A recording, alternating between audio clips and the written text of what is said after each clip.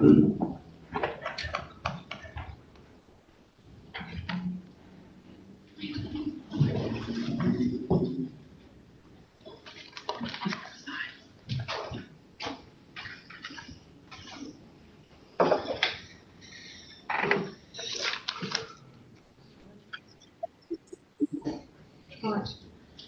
So with that, I will declare the meeting open at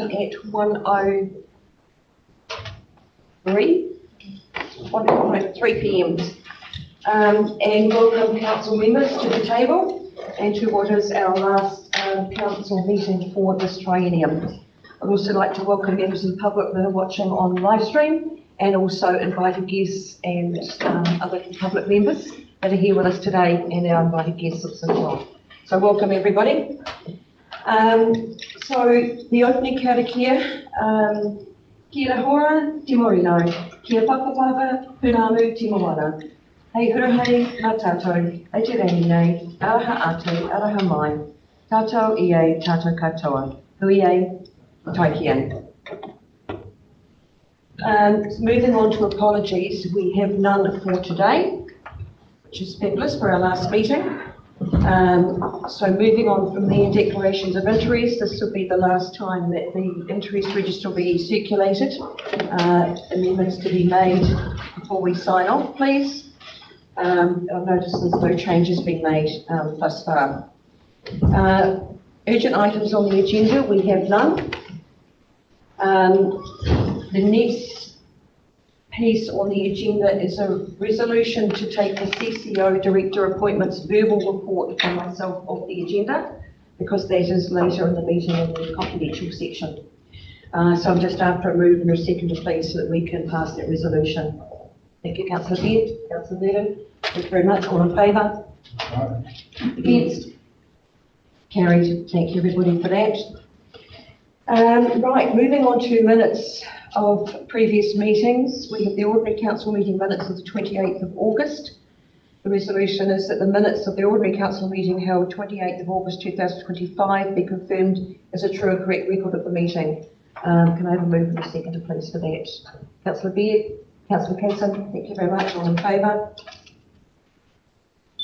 Against? Carried. Very quiet there. And I approve that my digital signature be added to the confirmed ordinary council meeting minutes of 28th of August 2025. Next minutes are the committee minutes to be received. They have been approved by the committee already, the Council Control Organisation Committee.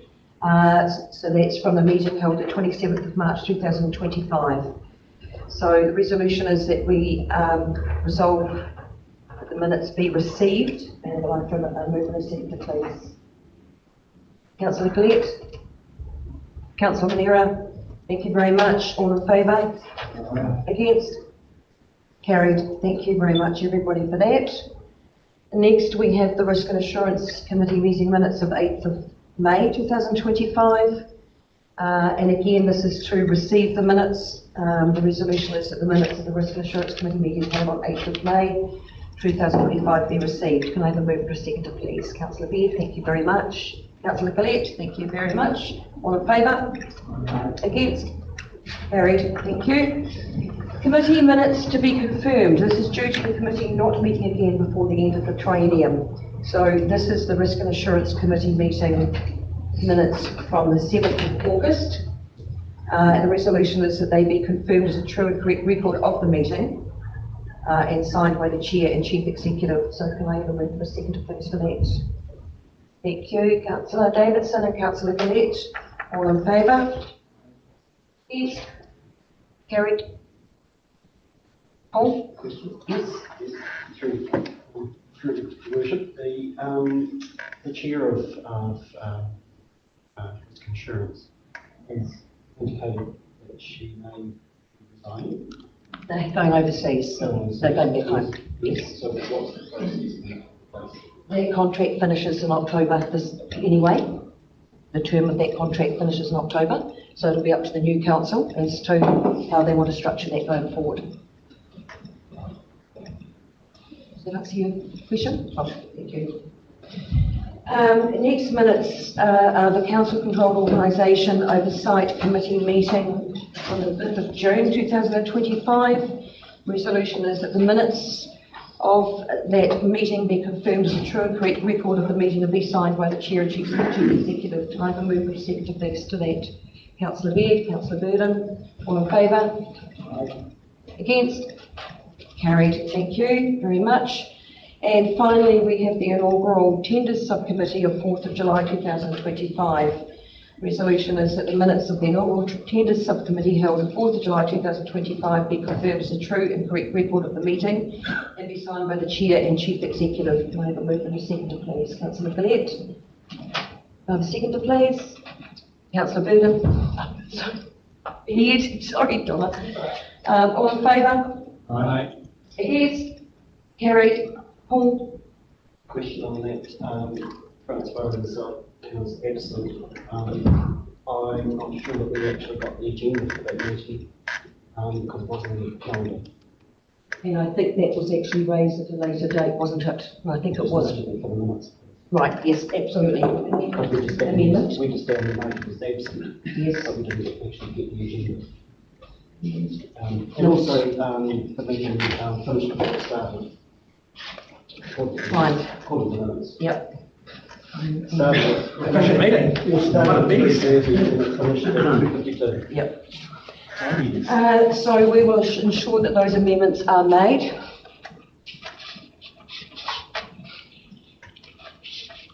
Two amendments. One is the attendance, and secondly is the timing on that record of minutes. Please, thank you, Paul. Yes, so I think we will just revise, and I'm hoping the Moving Second will be happy to carry on approving that, is that included in the resolution is that the minutes of the inaugural Tender Subcommittee of 4th of July be confirmed as a true and correct record of the meeting with their two amendments noted. And that is the attendance of Waiwhakairi, Edgeworth and Timahoe, and the time of the meeting. So are the two councillors that moved and seconded that before happy for that to stay? Thank you. Thank you everybody for that, and thank you for bringing that up, Paul. Action list, I'll hand over to our Chief Executive. Barb, the floor is yours. Thank you, Bishop. So the action list, I'll go pretty quickly through as I know we've got people to send into that. So item 1, Paul, I think we raised this around, I think we raised it last time around, what was the process and the milestones going forward with the Peki Waitara building. So you can see here that I've included a statement around our intention to be able to come out to the community after we've finalised all of the pieces of costings, market values and building design, which will be early November. And then we want to come out to the community to have that discussion with the community, as you see there, not the council building, it's actually the community's building. But I would like that to be in a full and transparent way. So all of the information that's been gathered to date in terms of costings and how that looks in terms of market value will all be available then. And then we'll work out a program of work from there as to milestones and what will happen. So that was the intention of that. Item, do you want to do questions as we go through? Sweet. Can we give that update to the community other than what's just been given here? Can we round back to them because there's a lot of people asking about there are for sale signs in that building already? Yeah, absolutely. We just haven't closed the gap there. We'll form something and put it out at the media release. So I think we could try to do perhaps an end of 20-year update or versus a with closure. we can do that. Yeah. We can do that. Is there anything else you want to do?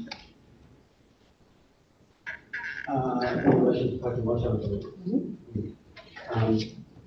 no, I do think it's a good idea to put out to the public. There's some misconception out there, the mischief making as well, as to what's actually happening. And it'd be good to get facts out there. Thank you. I'll make sure that they're included through the media release so that everyone can see in an open way what the intention is and what we can see by them. I'll take care of that. Item number 2, the Museum Trust information. I was looking to bring the draft terms of reference back to this meeting. but the general manager that will be ultimately responsible for that museum is coming on, excuse me, on the 6th of October. So I wanted to make sure I include you as part of that group, so we'll take it out and try to and we can continue. Sorry, Paul. Through the worship. So that will take on a bit of work. I mean, we're obviously going to be behind on that because the management needs to be brought up to speed. Okay. However, the need for this trust, I think, has never been greater. It's been mentioned, suggested on the hustings that the museum is expendable, basically, it ought to be out with the community. And this is the whole purpose of why we started the conversation about using the trust, is to have that degree of separation between the council and the museum, so that it's not continually pushed around every election, used for political activities. And so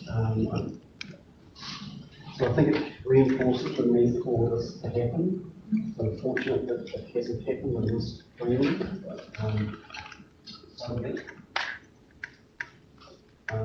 But I remain committed to seeing that through, to have a museum trust that has that separation from the council.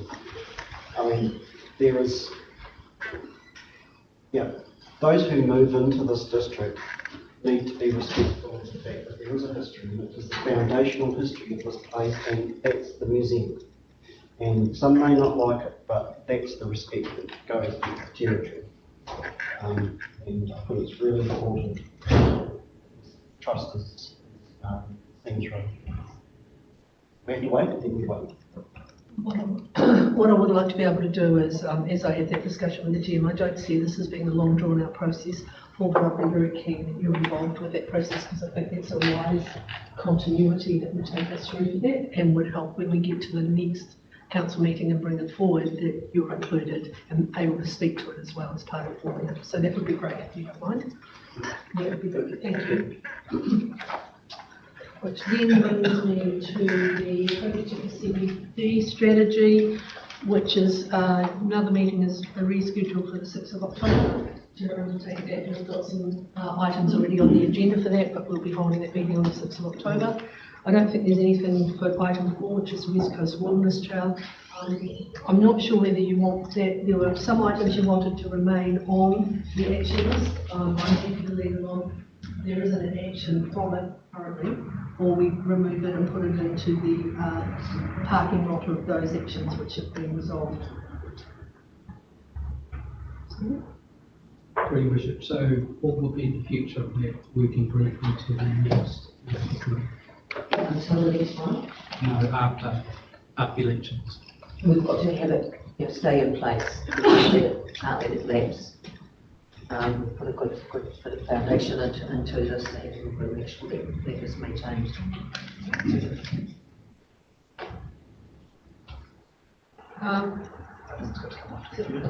So if we take it off the action list item and put it into the resolved items, would it be helpful, Councillor Vernon, if, reading the signs, I'm read it too.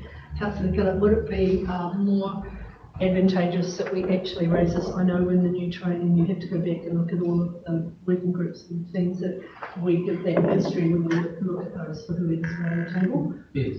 That would just reinforce that, and the same with the museum trust, that's all part of that work. And with the rest of the insurance team, if it could be something to do there. Hokitika Racecourse Development, now there's nothing there to be action, but that's one that we do want to keep on here as a holding item. The Lake Canary, the request for the round table, as we've said here, the meeting was held and a noting paper will come back in due course. I think rather than have due course, I think we should put that as the first meeting of the new council, rather than leave it open-ended if people are content with that. That was a question I get both point 6 and 7 both used in due course, which is probably an accurate summation of that will happen when it happens, but I think we need to hold ourselves accountable all the time, something so that if they slip. I think the first one is with the new council. I had some communication with the chair of the Residents Association at Lake Canary, and they're keen to be in the loop with that, with what's going on in that space. They have all but 2 residents out there as members, so they're a great group to and they were a bit concerned about what they'd seen in the media, but weren't aware of any issue themselves. So they were keen to just be possibly briefed on it and kept in the loop on what was going on. Well, if we have a new council, what that looks like, and then we make a commitment that we do a briefing and get into it after that. Yeah, and I'm happy to provide you with the details. That'd be great, thank you. Great. Thank you. Chair, so it makes sense, of course, to have the Lake Canary Residents group involved in this. But as Councillor Casson said last meeting, it's intended to be broader than just a couple from the council and all groups. And so going forward, I'd like to see the plans to what happens next and the way to involve the community. And we need to be involved as well on this. And so we're just going to decide of the issue and that everyone is all on board. We can read that into the paper so that it's included, so you can see it going forward. I think that's probably the most useful. I think so, as long as that paper spells out what the next steps are. Yeah. That's great. And we've got a firm record. It's good for the paper to be back in the investment of the news, because it's been kicked down the road quite a bit. I was expecting more information coming today. And that's fine, we can take care of that. Item 7, which is titled as the Hokitika Westland Eyesight as the title. It's actually evolved from that to looking at if people have read the data next steps. That small working group is really looking at the tourism experience going forward.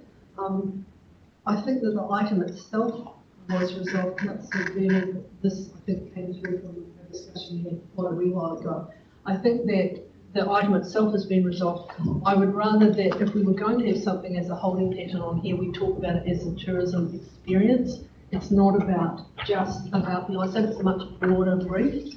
And I'm happy to speak to that and give a better explanation of what that piece of work looks like at the next meeting, so that people understand it, but people are content. So, there is that version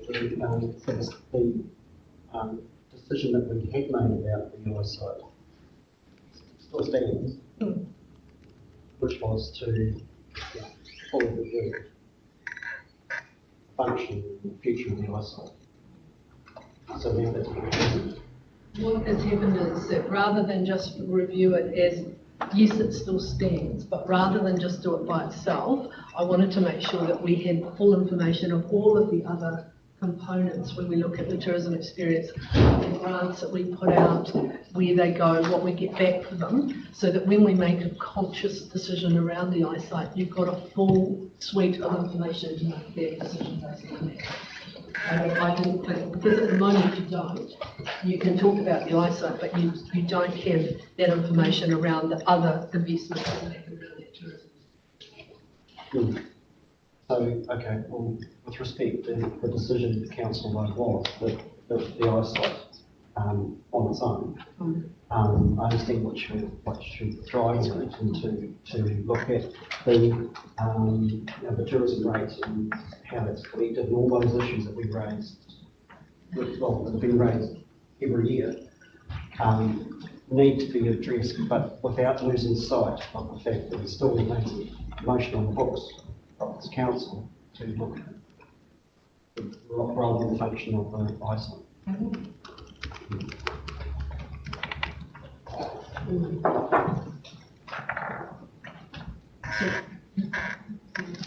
Yep, all right. No further questions for... Oh, sorry. Just sorry, Your Worship, just Sorry. following up on. Yeah, want some clarity on how the decision making on the eyesight will progress going forward, because it seems like, as we say, that we've almost made a decision, the path is going different, and then we'll be made to present it with a completely different option than what we originally discussed. So we need to make sure that there's an opportunity to reflect our decision making on the table and where it should go, rather than it being bound up in some other project. I think the risk you have is that if you continue to look at the eyesight as an isolated stream, you run the risk of coming up with this what you face in terms of making a decision without being able to see if there are other unintended consequences that may result from that. I don't believe that it stops you having the opportunity to make a decision. All I'm saying is that there may be things that we hadn't thought of that could happen. If we see the full suite of information, it gives us a better understanding. I don't see that that motion comes off the table. I think it stays on the table for the council. All I'm saying is that there's going to be some added information around it. It's not another option. That's not the intent. Yes, I understand that. However, but even though the motion remains on the books, that's not to say that there was ever any predetermined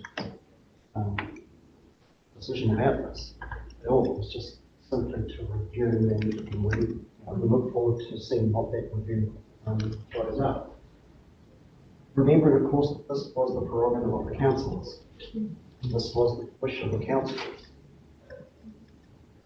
The enthusiasm to continue when the eyesight was very limited. I think if it had been put to a motion, it would have been probably closed.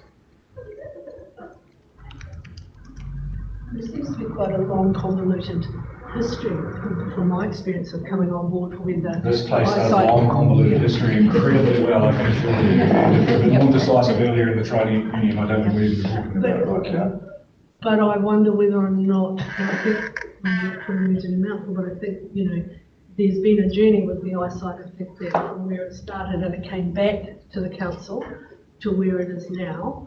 I'm not sure that there's any reason why you wouldn't want to have a look at it as a whole and then say, is this what you expected or what you want, with the view that it is currently doing what it's doing now, as opposed to when I arrived in the eyesight, no one could really tell me what it was doing and what benefit it was getting. And I thought that was part of the problem. Yeah, we did decide to actually see if it could be turned around to become less of a burden and actually create something as well. We can keep reinventing the wheel and going back historically with it. The thing is that we acknowledge that when we actually need to make sure it's actually on cue to be brought towards. I think the important thing is that this whole decision needs to reflect what the core council function should be. And is that tourism or a tourism aspect of the core function that we should be doing? Yeah, and through your worship, I think the danger of making some sort of tourism review is even doing that review in the first place presupposes that it's looking at things that the council can be concerning the ratepayer with, where it's one sector among many in the district, but it's the only one that's singled out with its own special promotion rate, which is effectively a subsidy for some retailers, hospitality owners, etc., at the expense of the ratepayer generally. And I don't know if conducting a long review on that is just sustaining that arguably unnecessary function, or whether we should just be rationalising some of these functions like the eyesight that possibly shouldn't be on the ratepayer books in the first place. No, I hear you, and that's been a constant comment through this triennium. So,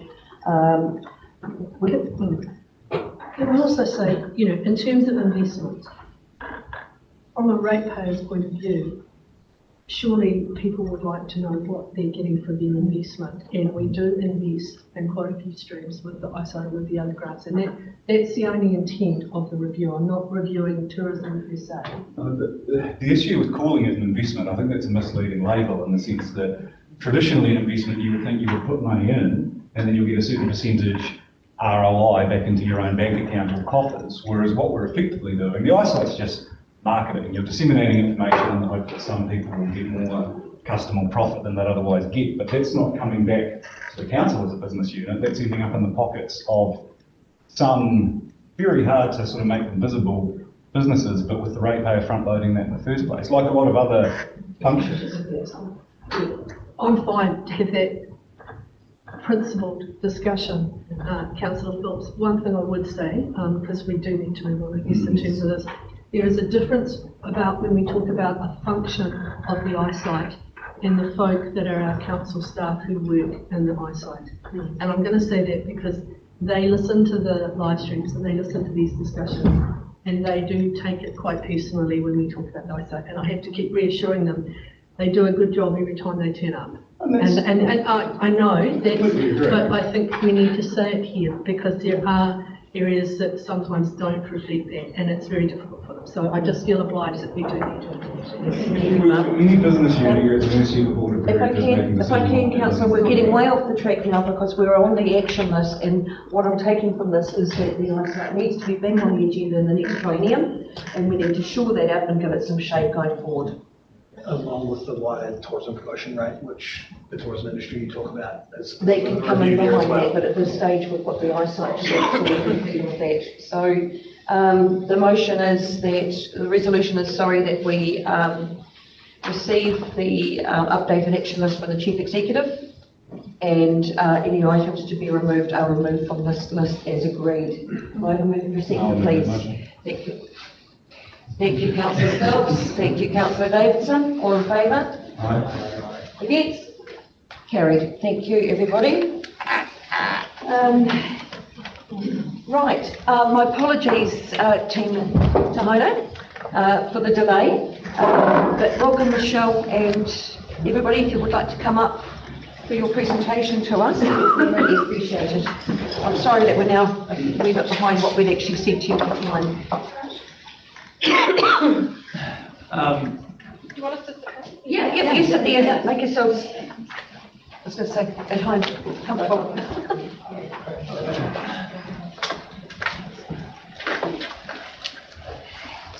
And great opportunity that you're here we should have probably had you here a lot earlier than this. Some of us have involvement with you with different things that we attend, and we're finding myself with that. But it's great that we've got you here, and perhaps we'll look at doing that too when we've got the new council. Well, it might not be me, so I'm speaking on behalf of whoever sits in here next time. But yes, I think it's a good idea that we have you back on a fairly regular time frame. So with that, I'll hand over to you to take the floor. Thanks, Helen. So for those that don't know me, I'm Chris Blanchfield. I'm the former chair of the West Coast Area Committee. I'm the current chair on South Westland Area Committee and deputy chair of South Island Trust Board. There's Michelle Partington down the end here. She's the community engagement coordinator for the West Coast. So Michelle's area covers from Caramita to Haast. She organises things like 3 Steps for Life, AED training, just all sorts of things to involve the community and make it well-being a better place. And Rachel Sandry, she is a youth leader. She's a current member of the West Coast Area Committee. She is the front runner, the driver of Social Joining Cafe in Greymouth, and recently kick-started here in Hokitika, which is a fantastic program we run, along with many other hats that Rachel wears, including the penguin, of course. So, who are we? We are Haere Haere St John. We're an international organisation. We were founded in New Zealand in 1885. We're the leading ambulance provider in New Zealand. Every main town and city apart from Wellington. We run community health programs,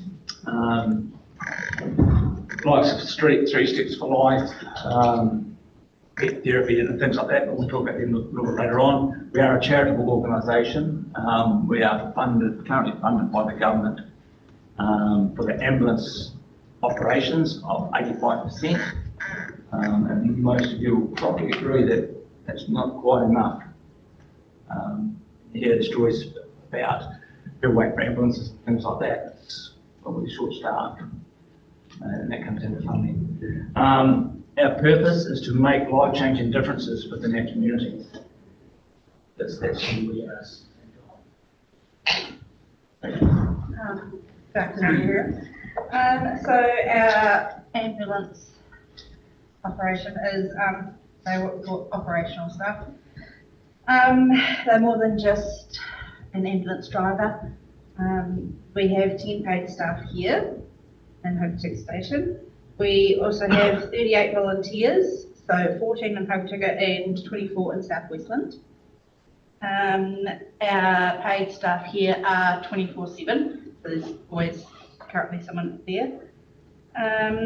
They generally have 2 people on a crew, so 4 people in 24 hours. And then we also have our first response vehicle, which is our crew, and that is crewed by our volunteers. So if our main ambulance is out, then they'll get paged and they'll be able to go on that.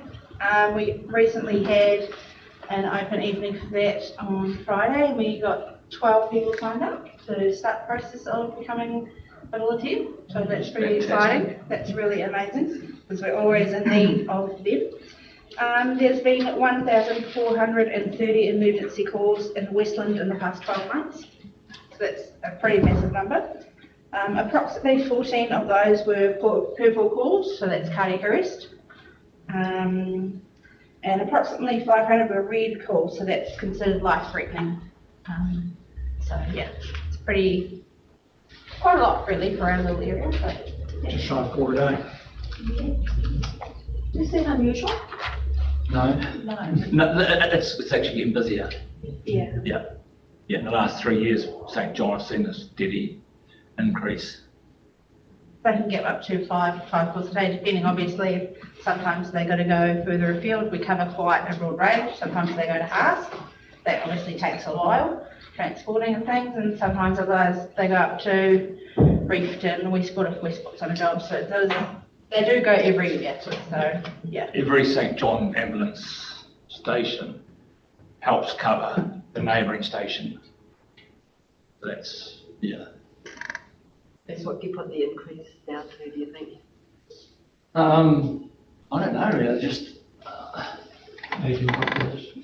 aging population would be one of them. Part of the into medical centres with one? There is that as well. People think that, you ring the ambulance and you get straight into the hospital. That's not always the case. Sometimes they'll turn up at your house and go, well, no, look, they'll do all the checks and everything else. I mean, these guys are really highly trained. Generally, you have a paramedic on the truck and an EMT, an emergency medical technician. So they are really well trained, and they'll assess you, they'll do what they need to do and say, well, just, think you're going to be right, just hang fire, and, if it's in the middle of the night, if you're still not well in the morning, go to the doctor or your hospital. Right? My question was going to be around that, people ringing an ambulance from this much less severe issues, whereas they may have used to only ring an ambulance if it was, the last resort. Like you're saying, they think they might get into hospital quicker if they go on the ambulance or... Yeah, the older generation are probably the worst. They don't like to bother you. They don't ring the ambulance. I think we've got the picture right about the age thing. So Chris, just on the back of a couple of questions. Come on, Chris. Do you think you've seen an increase in calls to 111 to you guys since telehealth as opposed to sort of in-person after hours care has gone in? So predates that, so you haven't seen an adverse effect after more has come in? No, the call centres are handling a lot more calls for that, but our ambulances generally don't get dispatched unless these guys in the call centres will circulate that ambulance. So the 1,430 that you report, is that calls into the service, or is that ambulances leaving the station to go to a call out? That's ambulances leaving the station. Yeah. So the call centres deal with a lot more. Yeah. And then triage that to a, actually this is a goal or a CGP on Monday. Sorry, the ambulance is dealing with, they need to go somewhere else as opposed to, I've got a snotty nose. Well, obviously cardiac arrests take precedence. Then a kid at the sports ground that's got a broken ankle.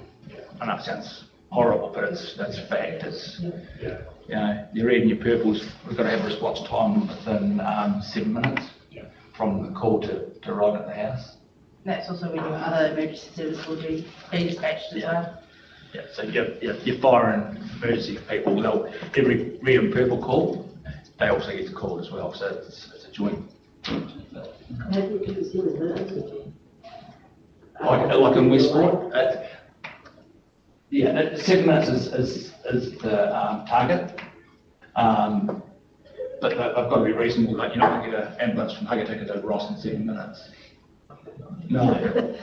7 minutes to get there, 7 minutes to get on your way, like, Yeah. deployed, yeah. Yeah, but in around Hugatika, that's 7 minutes.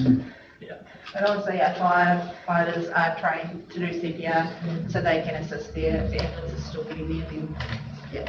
That's why we also like to do our 3 Steps for Life program, because it teaches people how to use an AED and what to do, and yeah, so it's really handy to have. New part of St John West Coast is that we've got a MIST vehicle, Major Incident Support Team. This is a truck and it's fully kitted out with everything that it's going to need. Should really hit the fan. Our tent can triage up to 100 people, 120 people. That was donated to the West Coast by a very wealthy couple who used to do pet food from Auckland. They seen the need on the West Coast for this because, you know, they're talking about the big earthquake, and so it was $270,000, $280,000 cleaned out. So, you know, if you know anybody looking to become a volunteer in a MIST vehicle, and it's got a bit of time, it doesn't take a lot of time, but you've got to be prepared to go away for 3 days at any one time with basically a moment's notice. It's got food, it's got water, it's got medical supplies. It is 100% non-clinical, so you're not dealing with the blood and guts or anything else. It's carrying stretchers, setting up tents, just, yeah. But, yeah, that's based in Grey Mountain, that covers the whole West Coast. So, you know, if you had an aircraft accident somewhere, that could be there. Whether it's down Box Glacier, whether it's in Karamea, bus crashes. A major incident is 7 or more people. Is it a big 4-wheel drive truck? Yeah, it is. Yeah. There's a picture up. Yeah. It's a hell of a donation. It's a lot of sausages, all tank tackles. It's avoided. Yeah, and I will thought that Auckland These guys were just amazing. Yeah. What way did it look at these guys? Just that we're in the news all the time with floods and the earthquakes and they're really lovely people. They said we knew you needed some help. Yeah. You'd be surprised the amount of ambulances that are donated from Auckland down to the West Coast. Yeah. Area committees. Area committees are local groups of volunteers. Riley's one of our area committee personnel on the West Coast. We plan and fund programs and initiatives to ensure our communities are stronger, healthier and more resilient. The Westlands area is supported by 2 area committees, one being West Coast, which is Grey Mountain Hugatika, and the other is South Westland. And South Westland covers from Harry through to Harness. And we partner with other organisations, networks to support community needs. So people come to us and say, well, we've got this issue in this community, what can we do?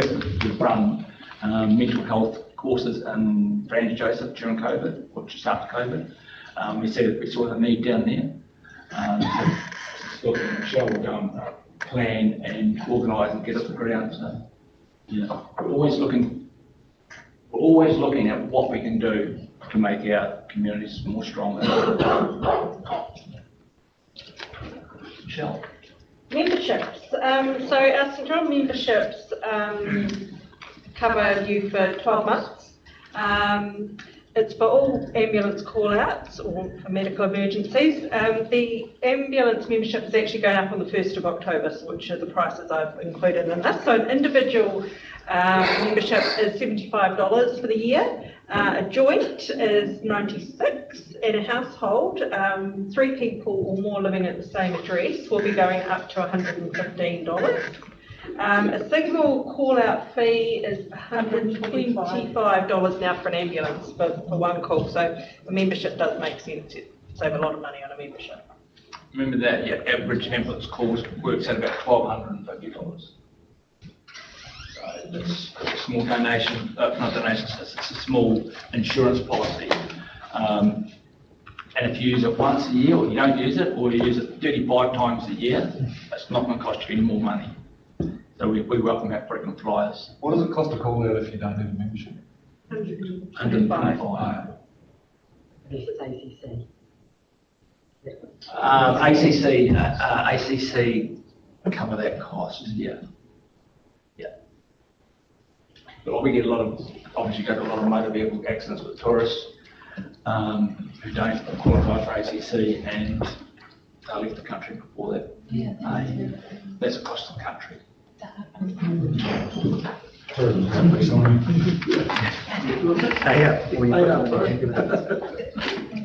First aid training courses. So we offer first aid training throughout the entire West Coast, based in Hokitika and Greymouth, but our trainer also goes down to South Westland as well and holds first aid training down there for the community, including the mental health first aid as well.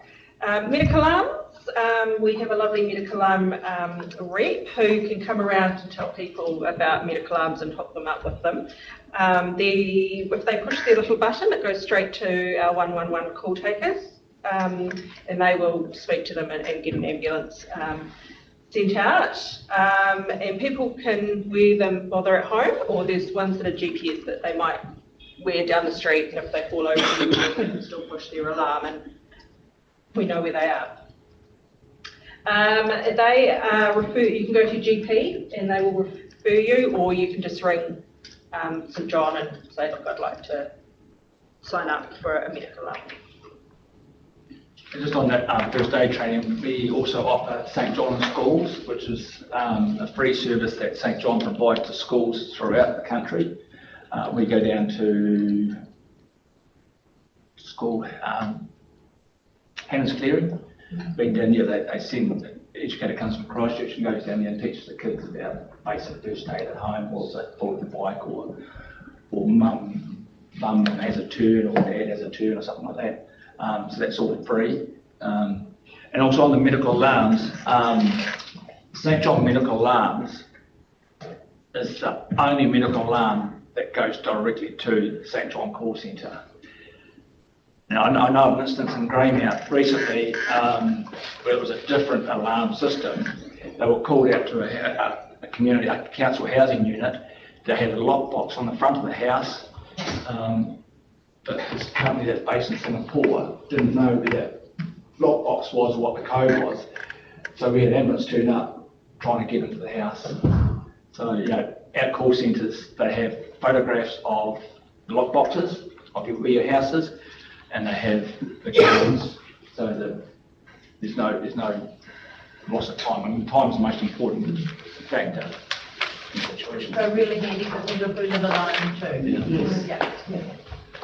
The health shuttle, great news on the health shuttle.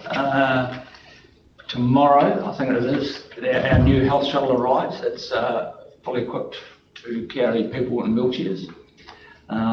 This has been funded through a bequest from a local West Coast fellow. It's free, but we do accept donations. It's operated by 6 trained volunteers from both Hokitika and Greymouth. Transported clients to 910 individual trips and travelled 26,840 kilometres since 2024. Supports timely access to health services and increases opportunities for independent living. Covers satellite towns including Canary and Kamara. So how it works is if you've got any medical appointment, whether it's dentists, doctors, physios, chiropractor, whatever, you ring the 0800 number and make a booking, and we'll work out our volunteers around, call in and pick you up. You may have to wait in town for an extra hour while other person in the band gets their appointment, but then we'll get going for free.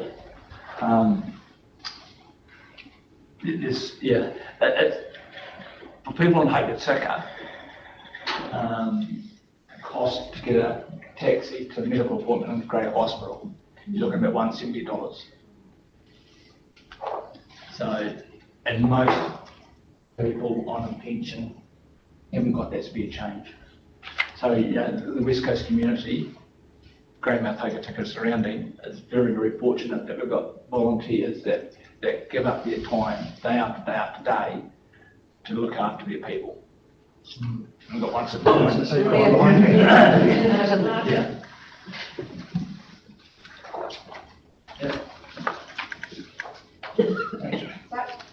The youth program. So we have obviously have Hokitika division, we have it at Greymouth and Westport as well. And we have from children from 5 to 18. So we have actually had some really cool things that we do. Us personally in Hokitika, we run on a Thursday night, and the kids learn everything from first aid through to, like, we do different badges. So they might do a life skills badge, teach them how to change a tyre on a car or something like that, which I think is really helpful for kids as you're growing up and things as well. So it's not just first aid based, but we do learn that, and kids go to competitions, they go to camps, and they get to go to different parts of the country, so it's really exciting. Last year we actually had some of our Greymouth ones go to Hong Kong as a part of the national team. Yeah. So that was really cool to have them representing us over there. I think they came third overall. No, they won one part and come, yes, and third after that. Yes, it's pretty amazing to have that from the old West Coast. So, and we just held competitions recently in Lewiston High School. So that was really cool, and some of our Hokitika crew did really well. That was a really proud moment for us, and Hokitika finally took out a win and got their name on the trophy. So that was really cool. And yeah, we do lots of different things. We've actually got a couple of our Hokitika cadets applying for nationals teams. That's really exciting. So we've got that coming up. We've got regionals this weekend, so they go compete against the whole South Island. So that's really exciting. We have about 14 penguins, so they're our little groups, like below 8 in Hokitika, and about 7 of our older groups. They kind of get to their teenage years and they go off doing other things, and yeah, but it's good for them, it's good discipline. They have drill and certain things to do as well. So it's a pretty cool opportunity to become part of. How many kids would have been at that day that I was at? About 100. Yeah, it was amazing. Yeah. It was amazing. The kids that come through St John Youth Program are the most amazing kids. And many of them, I can't remember the percentage, but it's very, very high, end up in the medical field, doctors, nurses, physiotherapists. So it's a great pathway for those kids, those young coasters that want to get into health.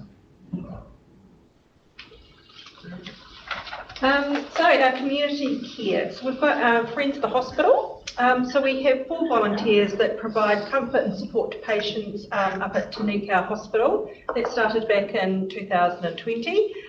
So it might be getting cups of tea and coffee for people, or doing a crossword with them, or reading the newspaper, or if they're looking a bit lost and don't know where to go, to point them in the right direction of the ward, or those sorts of things. Just being there and helping out in the hospital. Once again, they're all volunteers. And we've also got Caring Callers as a national program. We've got one lady based in Greymouth that represents the West Coast at the moment. It'd be great to get some more. We've got a second one lady from Hokitika. Oh, brilliant. Yes, that's good news. Just joined. Oh, didn't know that. Excellent. Thanks, Chris. Oh, that's good at Hokitika. Good. So they will be given a phone number of someone that just needs a chat, pretty much. They won't be a local person, so the lady in Hokitika might be bringing someone in Auckland. They won't be local, so they won't know each other.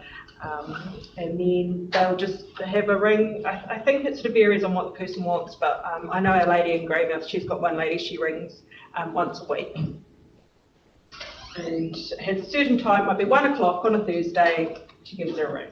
So it's just for people that are lonely, that don't have any family, or maybe can't talk to their family. So yeah, just a nice helpful chat on the end of the phone. Yeah, they also have the ability to contact other family members if there's concern, or make appointments, organise health shuttle for them to be picked up and go to appointments. So it's not just a friendly chat. It's is there anything you need that we can help, and the caring call has got the ability to get those systems going. So.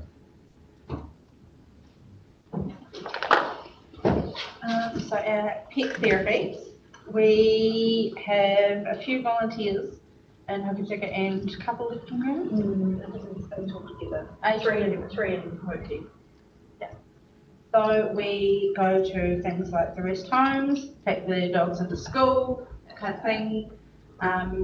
Or if any of our crews have had, rough jobs or something, we can take pets in and they can give the dog a pat and a cuddle, and everyone gets excited to see a little cute puppy or something, that always helps. But yeah, going to the schools has been really cool to see. I personally go and do that with the schools, and it's really cool to see the kids, and they connect, and they can maybe read a book to the dog, or if they want to have a chat, then they can do that with the dog, and it's not going to answer back, so but yeah, so that is a pretty cool program that we have. Our animals go through a process along with their volunteers. So they do like a training to make sure that they're not going to bite anybody, or they're going to be okay in their food and that kind of thing. So if we take them into a rest home, we don't want them jumping on the people and things like that. Do they have a sandwich? Yeah, then having their lunch too. Yeah. Yeah, just on a couple of those programs, the therapy pets and the feds, Friends of PD, probably heard in the news lately that that's stopping come June. And that all comes about by St John is had a strategic shift.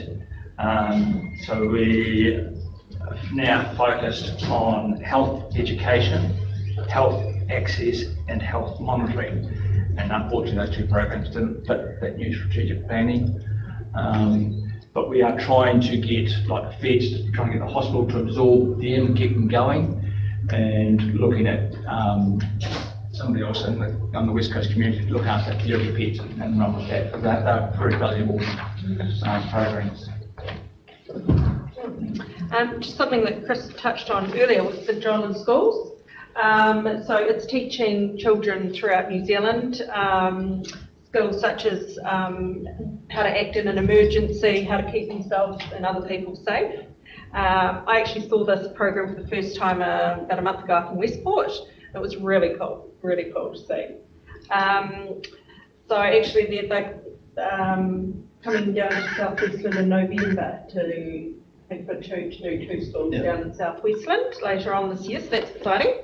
Something else that we hold is a Mums and Bubs course. It's free. We have one of our local paramedics in Greymouth, he takes the course, and it just shows caregivers how to do CPR and what to do if an infant chokes. So he has his little baby mannequins that he can show people and teach people, and they can, have a go on the mannequins if a baby is in those situations.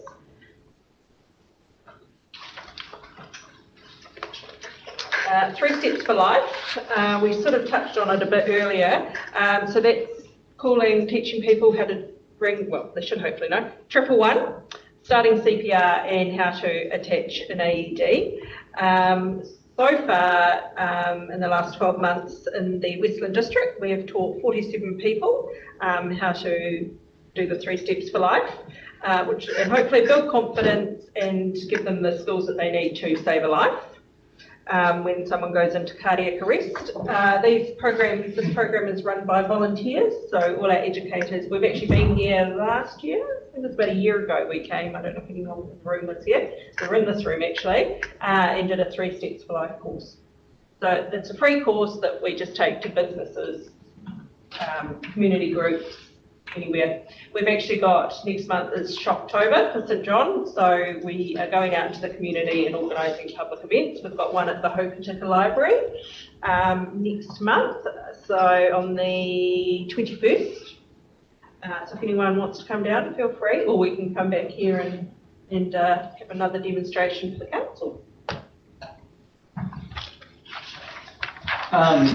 St John sells medical supplies, first aid kits, we refresh first aid kits. But the big thing we really push is AEDs. We've just bought in a new AED. We've trialled it for 2 years.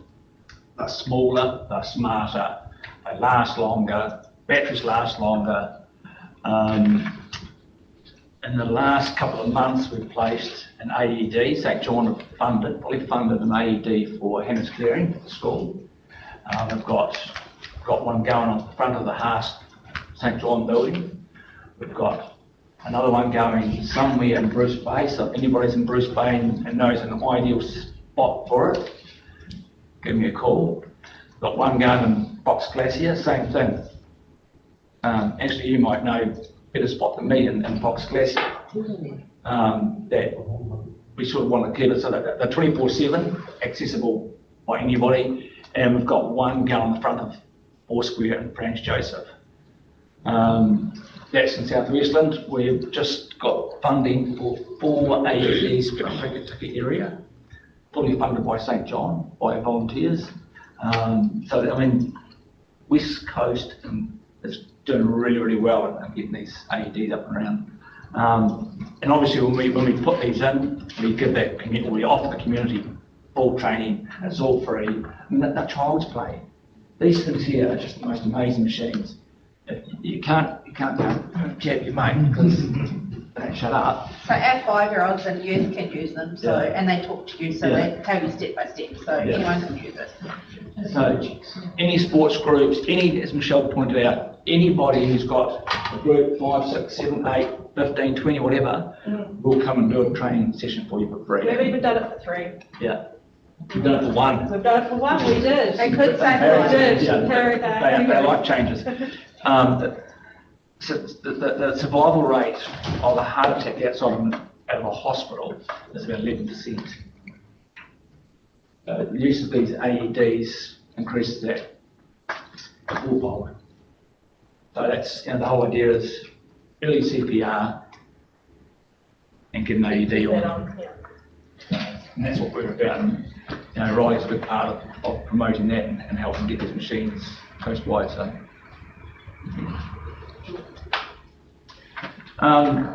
Other project we're doing with regards to AEDs, and this is quite scary.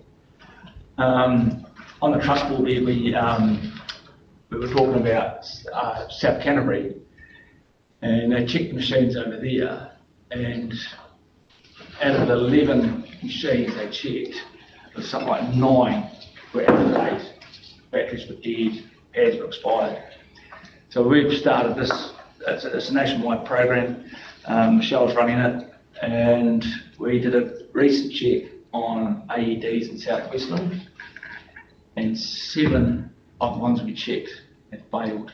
Now, these aren't St John AEDs, these are AEDs that you might have in a motel or hotel or service station or whatever. So this program we're doing is encouraging people just to go and take the cover off, have a look at the pads, have a look at the battery, fill in the paperwork, send it back to us. So we know that AED is ready to go when it's needed. And also we encourage people, what should happen is they're supposed to be registered with the AED location app. So people can jump on their phone. It could be in Harry at the shop, somebody's in a heart attack, nearest AED, that's 500 metres down the road. At the centre, So it's all about education. Yeah.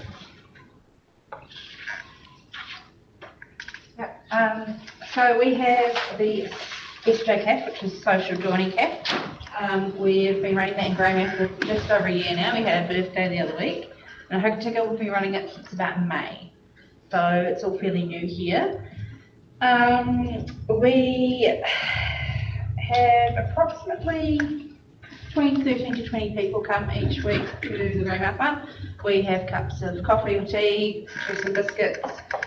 We have like board games and stuff we play. People come along and just have a chat. It's about connecting, getting people to connect. And I think after COVID, that's been quite difficult for some people. And people feel quite isolated in their homes. So it's kind of getting them to come out back into the community, but in a safe way and in a place where they don't feel judged or anything like that.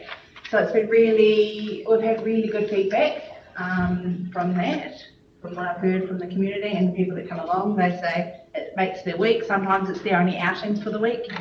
So that's really big. So that's trying to combat the, it's a mental health sort of thing as well, trying to combat everything and getting that connection with people and making new friends. And it also leads to other things in the community. So a lot of ours have now gone up and they've joined like a swimming group and they all go together to that. And so it's really cool to see. So who can tell me what the biggest killer in the world is? Life. Not quite, Paddy. Loneliness. Yeah. It's the biggest killer. And that's what this is all about. It's trying to get in those people that don't leave the house to come and make new friends and, as Rachel said, get out. We've had people in the Greymouth that have come along, that become volunteers at St John in different roles. We've had them join the men's shed that they didn't have the confidence to go out and do prior to the Social Joining Cafe. So It's very heartwarming. it is. Yeah. And it's, you have a who's it? Person there that you have from the hospital? Or? We have we have a health improvement practitioner or a health coach that comes along too. In case there is somebody that needs some extra supports, that is available for them and they can point them in the right direction of what else supports they may need. So yeah, so it's really cool to be part of that. Anything else we need to say about that? Yeah, so just going to get Rachel to hand around this personal care kit now. So these personal care kits are something we've had made up, and they're for ambulance personnel and other staff to distribute to people who jump on an ambulance and don't have any personal care items with them.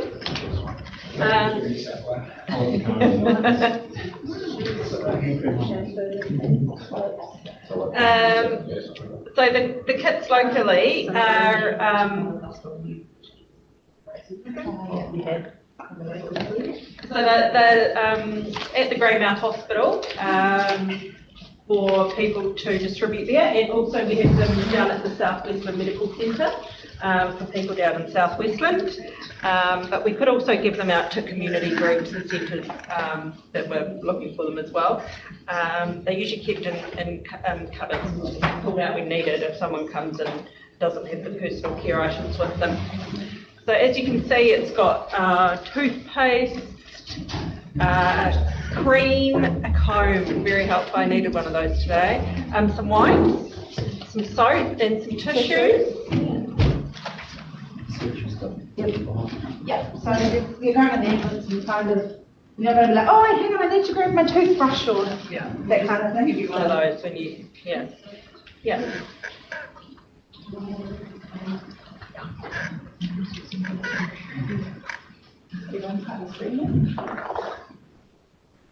That was helicopter toothbrush was the last thing I was worried about. One of the other programs we run in South Westland, we started it in South Westland and it's now gone all the way around the country. And those that drive through the likes of Wataroa and Harry often, you notice that the houses don't have letterbox or numbers on the letterboxes or in the house. Everybody knows. You get a paramedic who's down here covering from Auckland, and they have no idea. And that was how it started. We had a paramedic who's now based here in Branch Joseph. He got called to a purple call in Wataroa, and he didn't have a bloody clue, and comes back to time, So Michelle organised some sponsorship from Mitre 10 to kickstart that. We started our focus in Wataroa, and we're going to moving to Harry, right down to Haast in the next 12 months. So, yeah, we offer these numbers for free. So, and they're big, they're flickerised, so easy to spot at night time. So Rachel, once again, is just going to hand around these wee booklets. These are the key. These are the key, yeah. You can keep Please pull these. them in, because Yes. they're so important. So these are called in case of emergency. So ICE booklet, as you can see, they're in a little packet, and there's a magnet on the back. So you can stick them onto your fridge, or ladies with handbags, you can put them in your handbags, or men with bags, whatever. Stick them on your fridge. If you don't think you need them, give them to elderly neighbours or parents or whoever. So what they're for is when the ambulance turns up and you're unconscious on the ground and can't talk, they can go, oh, okay, so this person's name is, and it's got their patient information in it, medications that they're on, medical condition and patient history. So obviously if your medication changes often, you'd have to update it or get someone to update it for you. Doctors and pharmacies are happy to do that. Yeah. So now for anyone that's on, they don't have to be elderly, but anyone that's on a lot of medication or has medical conditions, I've already distributed all ours that we have to medical centres and groups and things like that. So please feel free to take these and share them around. If you don't want them yourselves, give them to a neighbour or something like that. Very helpful to the ambulance staff. Yeah, they are not Gold Coast wide, they're right down to Haast. So does anyone else want another one? I've got one. I wouldn't want one for my mum. Yeah. Yes, ideal person. Thank you, for Anne. that, Donna. Thank you. Just encourage them to fall in. Yeah. And, Not much use when you need them in the land. no, but stick them on the fridge, because our ambulance people are trained to look on the fridge. And they are aware of them. They Yeah. know that they're in circulation and what they're for. Yeah. And once again. And when she goes south, take it with her. Yes, yeah, Yeah. portable. So just with our local fundraising and support, so our area committees that Chris spoke about earlier do not receive any government funding to deliver the health services and initiatives that we've spoken about today. So we do rely on generous bequests and donations, grants and support to support our work. Other streams of income include our annual appeal, which is when Primo walks around the council building with a bucket. I'm looking at Rachel for a reason. Raffles, spare change programs, you might see them, the boxes with please, donate to us in shops that you go to. Our first aid kit sales and partnering with other community organisations to help us. Any questions? Yeah. So last night we had a community association meeting. One of the members says, And Harry. AED down the river, or flat battery. How do we fix it? There is one down the river. I would suggest, if you can get it to your work, I can pick it up next week, I'll get it to the Greymouth station, and Lisa, our community administrator, she can see whether it's still able to be used, like new batteries, new pads, whatever. That's the best. Yeah, that'll be best. But that's awesome that someone has Yeah. picked that up. Yeah. That's what it's Yeah. about, is that awareness that, hey, we need to fix this. That's Just up to be flat battery. Yeah, Yeah. that's cool that someone's picked that up. So you can handle any model. Yeah, yeah. And it's like anything, it's technology, it's like spare car parts, if your car's older than 5 years old, you're struggling to get parts, but generally we can. We've got an incredible guy up north, he's fantastic, and he generally can sort stuff out. Thanks, I'll catch up with you. Yeah, thank you. Thank you very much, Chris and team, for that. I must admit, before I got into this role and attended some of the St John events and stuff, I had no idea that it was so in depth to what you did and covered. And I think I've said this before, because it's the same with the air rescue, the funding regime, we've got it wrong in this country. You shouldn't have to go out and work to the extent that you do to get funding support. Because the service is just second to none. And I think people actually appreciate just how much of a volunteer reliance there is on entities such as St John. I know in South Western we've been very, very blessed with so many people that are so passionate about serving the community down there. And you know, that makes that region down there incredibly fortunate because help is always at hand. It's not far away. So thank you very much for your time today coming in and taking us through this. Thank you. It's gained a lot of knowledge and insight and value out of this, so we are very, very grateful. I just need councillors, two councillors please to move and second and resolve that we receive the Adahano St John presentation plan. Thank you. Thank you. Thank you. Councillor Burdett, Councillor Kesson, all in favour? Right. Carried. Thank you. Thank you, team, very much for that. It's all right. Thank you.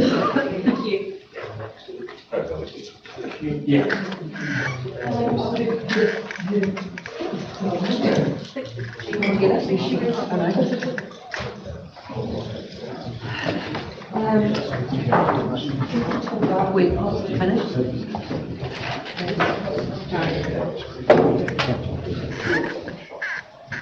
Byrne needs to be here too, Di.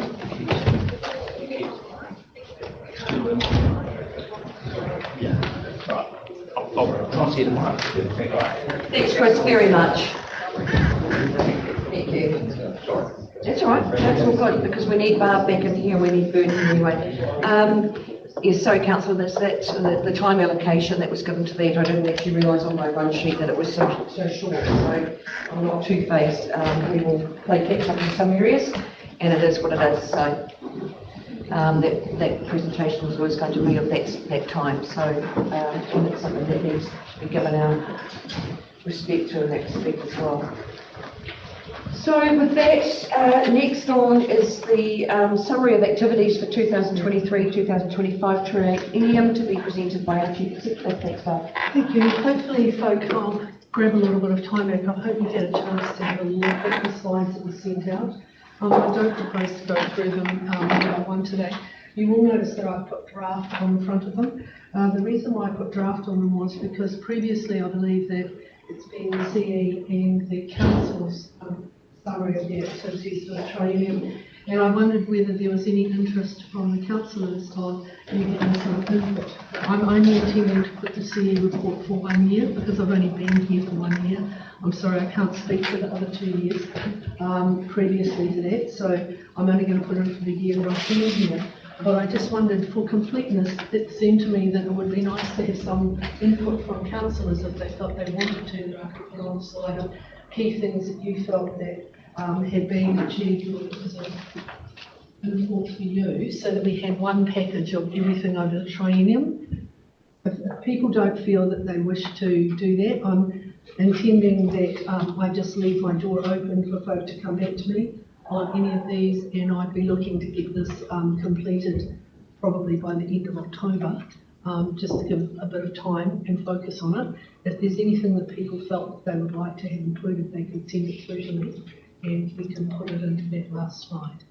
I would value if there's anything that people have seen on the slides that you'd like to comment on or you'd like more information on, happy for that to come to me as well, and we can flesh it out. Thank you, Barb, for that. Just looking at the Wilderness Trail, not which we're putting completed projects on, not funding that's been received for projects. Yeah? Yeah, okay. And it's quite refreshing, councillors, to go back through that and actually look at what has actually been done in the last 3 years. It's quite an extensive overlay there of what's been considered, what's been decided on, and what's been completed, whether with stuff that we've inherited, if we've inherited it, we've actually seen it finished. So there was a lot contained in that report. Paul. Thank you. What's the purpose of this?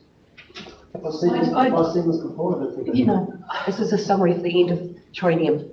I think that they do it each triennium. From what I can gather, there was one done by Simon Bastian for the previous triennium. Yes, I'm sure you will. And by the length of it, it would have been a very long sleep. So this one, we're trying to, so you know, the council staff input into this from each of the departments, they put their slides together, and then it comes together, we go over it and try and bring it back down to a more cohesive approach. But yes, they have been done in the past, but always just being for the council and the CE pool, not for inclusion of any of the councils, which is what struck me, that you don't have a reflection of anything you particularly want to highlight as councillors through your time. I'd actually like to see this go up on our website. I think it's great, once it's completely complete, it's great information on what's being done. And it's very easy for us to actually forget how much has actually been completed, started or whatever through our training.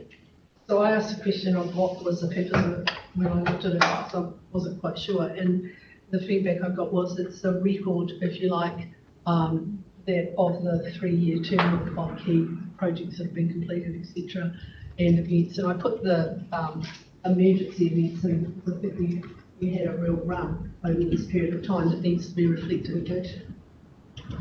So I'm happy to take feedback. It'll be finished by the end of October, and grateful for any commentaries people want to give back to me. Nice to see the market increase in Kensington for building and planning, that percentage, which is good for public to see as well. It's often an easy area to take some heat at council and some additional capabilities there, and market increase you've been here for 3 years. Any further questions, discussion points? I think the big question that we wanting to know, if it goes on the website, is when you've got something like care food waste values and pots and cans, where did that money come from? Well, you know, which ones were grants, which ones were subsidised and stuff like that? Well, that's going to extrapolate out the report or not. There might be a way of tying it up. I think it's probably valuable though. Yeah. Otherwise you'll take some close support James' comments. I thought exactly the same thing when I looked at the 500k for the storage swing bridge. Yes, we could just put. And we paid it very normal. So just some more, a little bit more detail, I think, yes. Because that's helpful, you're right, if it's going on the website, that would be very helpful. Easy. Forward answer the questions that would arise without it. Otherwise, we Forward spend, answer the questions that would arise if we didn't put it in. to James' point, we spent $44,500 spent in full towns on this. It's not going to go down the street with. Apart from our rate paying nowadays. Well, then $500,000 for a bridge that we paid $50,000. Yeah. No, we taxpayers too, don't worry. Yeah, oh, absolutely, but I'm just, you know, clearly explaining where the funds have come from. Yeah, so we've funded all sorts of things around the country as well. That's excellent. Thanks, Barb, for that. That's brilliant. So everybody's quite pleased with that, seeing that laid out. Thank you. Everybody's quite okay We've got with some that. sobering financial Excellent. information in here. In terms of group spend, average rates per unit, council debt, things like that. I don't I think mean, I know that those sorts of figures are more for an annual report, but that would be my comment. But Yes. it's where you'd see them audited through the annual report, so then you know that there's a source of truth that they've been audited and checked. showing good things more than good, but they come at a price. Right, that's noted. Do we need to receive that report? Yes, so, Enthusiasm. I'm asked for a receipt of fees that we've received the summary of activities. What, sorry? Right, when you say it's noted, does that mean we're going to do that? What? No. No, just noted as comment. This is not a financial report, this is based on activities through the training. Frankly, seems a PR piece for the council. Well, is there any problems with that? Yes, there is. It doesn't seem to speak to a lot of accountability to the ratepayer. It's actually telling them what's been done, Oh. which they are wanting to know. Councillors, please, if we can have a bit of decorum here, we're going to have Carry on, information on the Rose, funding on onto that. Councillor, please. So if everybody's happy with that, can I have a move for second place that we received that report from our Chief Executive? I'll move. Thank you, Councillor Manera, Councillor Beard, thank you very much. All in favour? Carried, thank you. Right, moving on to staff reports, animal dog control policy and practices report. Anne Byrne, welcome to the table, please.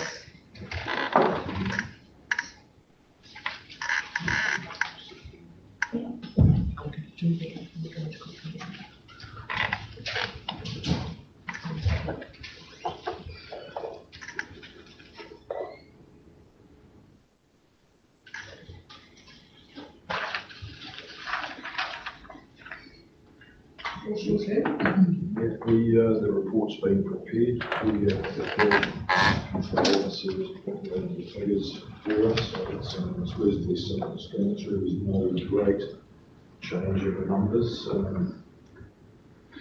As detailed, the fees went up slightly, and the numbers, the total numbers are detailed there in the table. So I could run through those details. Tables read.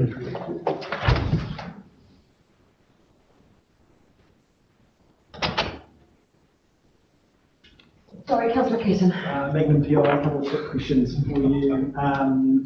Complaints recorded have gone down. Yep. Do we think that's because we're seeing better behaviour from dogs, owners, both together, or less people are complaining?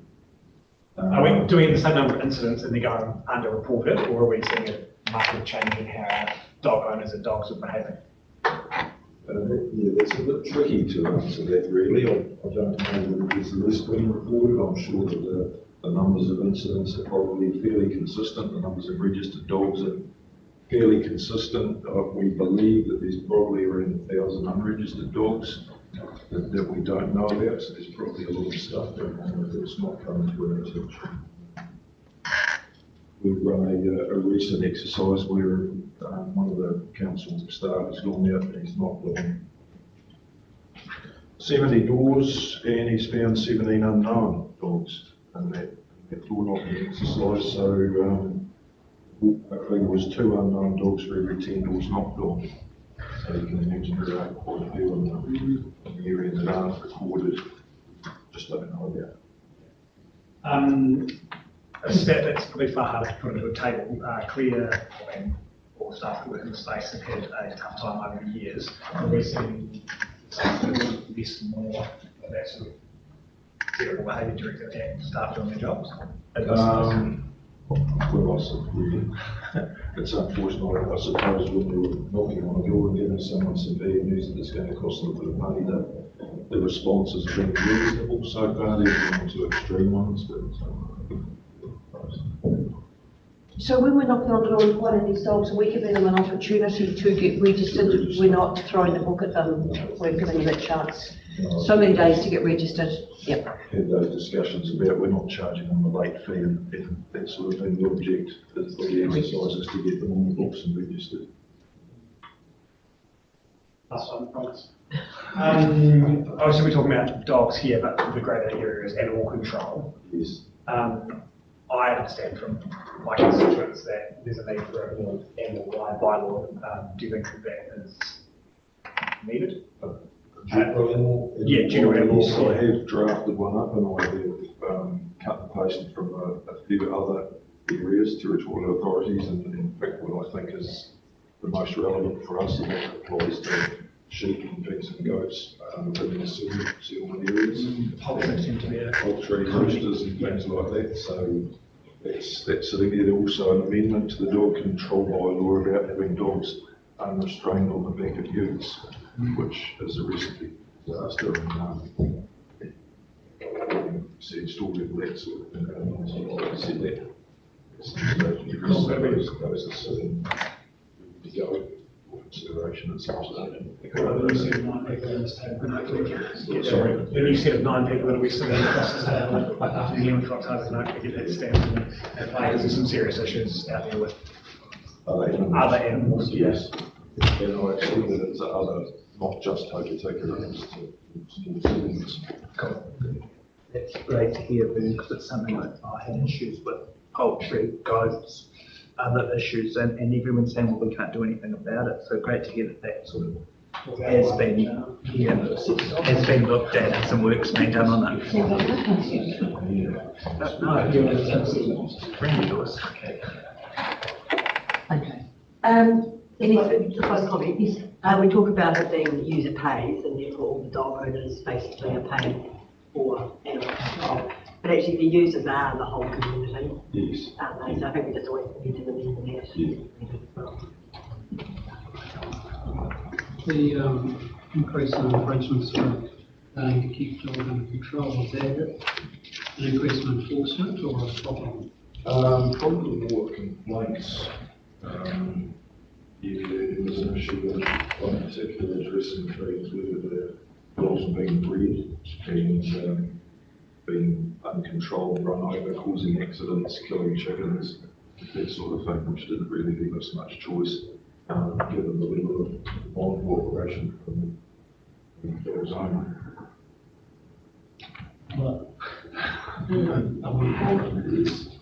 What sort of proof is needed? Does the dog have to be caught in the act? If it's just What's involved with that? lorry and stock, I can take action that has to be which is immediate. Otherwise, we'll take it away and destroy it. So there's a number of steps to go through, but if it's seen lorry installed or taken installed, it can be destroyed immediately. So if it's seen flowing dogs, but not, there's no photographic evidence, Yeah. is it just someone's word? Did that- Well, we've had a couple of those incidents and also been followed up, and we've got trail cameras that we can provide owners sometimes, and we've followed over and upload the owner of the dog to make sure that we can appoint properly to their section. So, yeah. It's not a dog. It should be medicine owner, not medicine dog. Well, they're a dog. Maybe the dog's only been owners. Yep. They're responsible owner. Yes, yeah. That's what I want to show you. Any further questions for Vern, please, on this report? The dog on thing, that's going particularly well. I rang the lady that runs that system in Christchurch and got some quick updates from her. There was a reunite. So that's where the dog's tag is, and data is shared between the owners, and there was a reunite within the first 2 hours of us implementing the system. And there's been around 12 so far. She didn't have the exact figures, but so that's meaning that we're not having to go out and pound dogs and bring owners and charge them pound the piece and things. So it's a bit more user friendly. I imagine a huge relief for the owner. Yes. Yeah, no, it's brilliant. Thank you. Thanks, Vern. Anybody got anything further for Vern? No? All right, so I'm after a move and a second, please, with the resolution being that 1, the report be received. 2, that council adopt the annual dog control policy and practices report 2024-2025.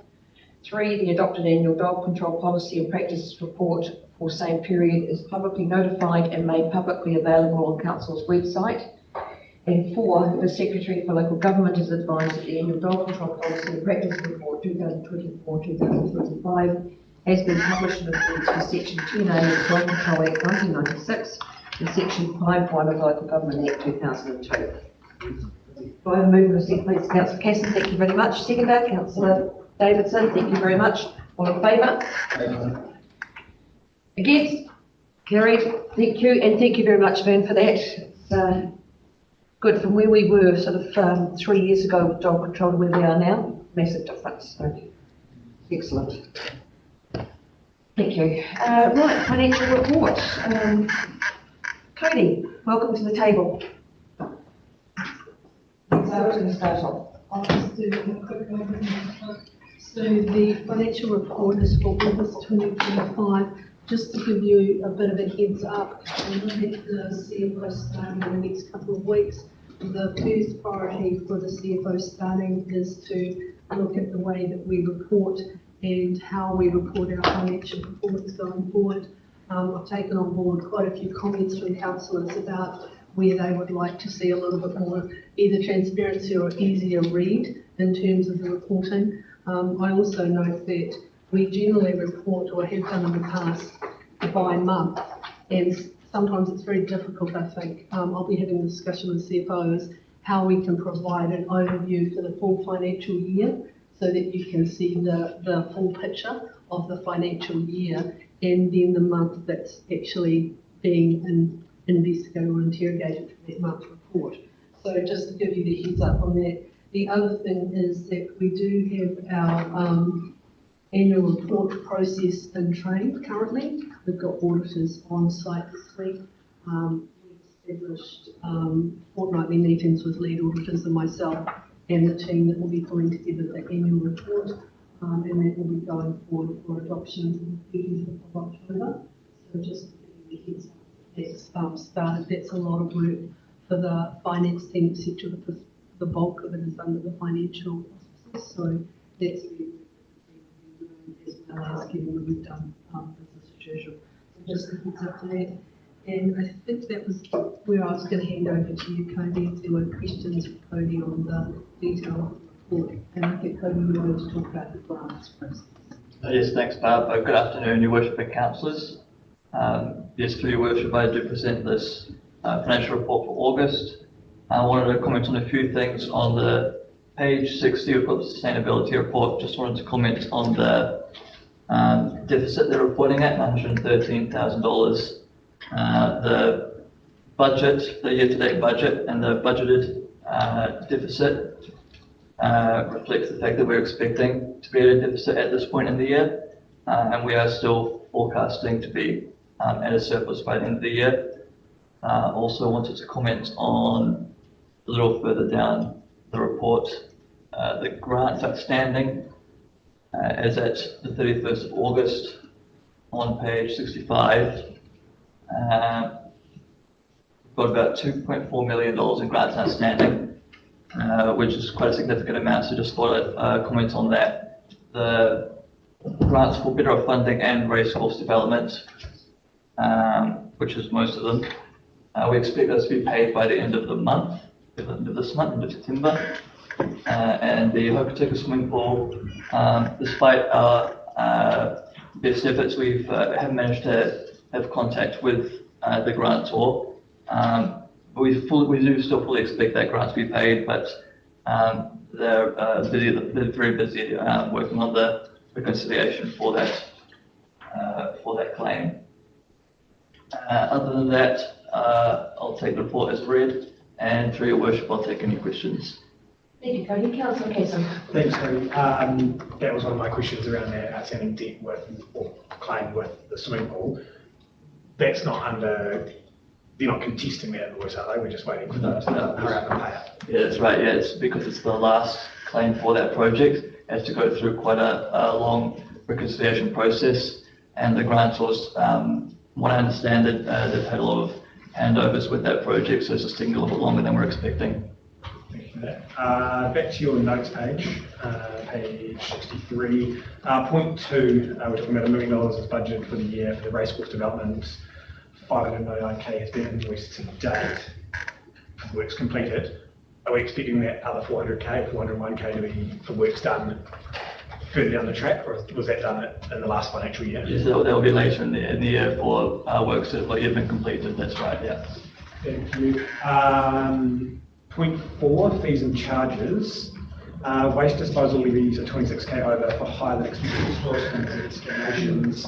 I suspect the tourist numbers piece through winter probably isn't the reason there might be an escalation, but I could be wrong, but the business I represent has definitely not seen a market increase in tourist numbers. I think that's probably more just escalations in costs in the height of summer, 100% agree, and the bounce back from COVID, but I think that line's been in there for a bit long and it doesn't fit the winter. And just in terms of response, we do need to go back and have a look at these notes and some of the codings, because it's not quite getting to what it actually is going through. So that's part of the refresh of the reporting as well. I think people have done to the best of intent, but it could be tidier and it could be clearer. So we'll have a look at that. That's me. Thank you, Cody. On the back of that, with the rates, that's been a constant trend with variances due to metered water charges being lower than forecast. I think we've had that comment on there for the last several months. I'd be presuming we'll be re-scoping our budgets And too. resource consents as well. Yeah, Yeah, when it comes to rates, metered water is one of the main reasons, usually as to why it might be varied to budget, because that has to do with water consumption, whereas rates are usually charged based on budget, so. No, that's good. Thanks, Cody. Paul? Thank you. Page 63, in the notes, note 9. So is this confirming that we spent $38,000 recruiting the CFO? No. What does that mean? That's one of the items that we're going back to check, because that doesn't reflect what actually that is, so I'm challenging going back on that one. So we're just unraveling that to see what it is. That's not my understanding of the costs. So I need to, somewhere in the coding, they've been coded, but they haven't been coded to the right amount, so I'm just going back and challenging those. Right, so it's going to be 38,000. No, I will not code for the CFO recruitment. You can record me on there. Yes, because it did seem excessive. It would For the do. recruitment. Well, if you went to an external, yes, it's not for the CFO, but I take your point. Yes, they're not cheap, but. No one's but not cheap. but not that expensive. No, that's why. It wouldn't shock me. The number. It wouldn't shock me. For recruitment, what I was going to say, but I thought we'll just say, we don't need to go into. For recruitment, particularly if you're going through big consultancy recruitments, they charge the figure regardless of size of role, etc. I find, and it's very high here. So 38,000 for one role here. You not. Sorry, but that's what I've found since we've had you.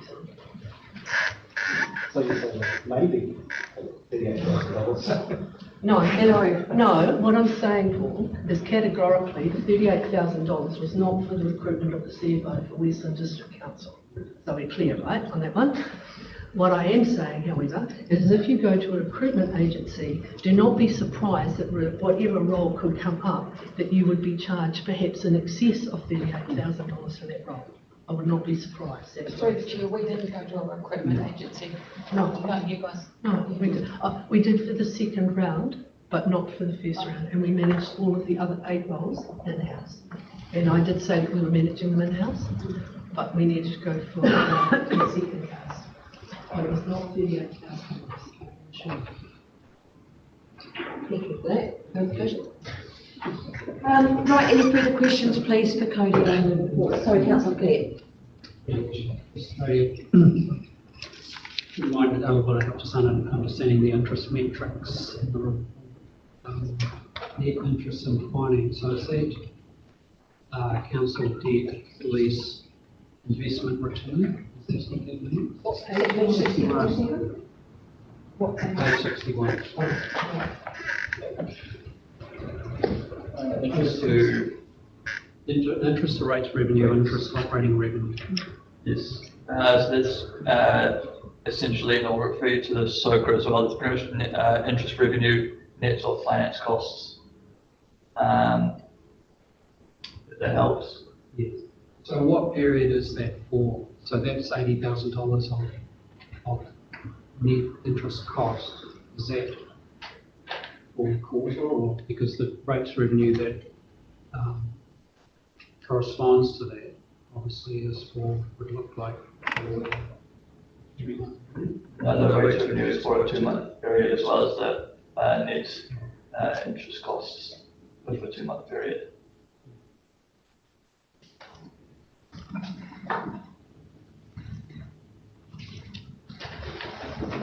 Any further questions? No? Right, okay. The resolution is that the financial report for the 31st of August 2025 be received. And I have a mover and a seconder, please. Councillor Manera, thank you very much. Councillor Davidson, all in favour? Against? Carried. Thank you, Cody, very much for your time this afternoon. Thank you. Right, next item on the agenda is the delegation to the Chief Executive during the election period and discharging committees. So this was drawn together from the last opportunity that this was put up, and we've also enhanced it a little bit. I've got some advice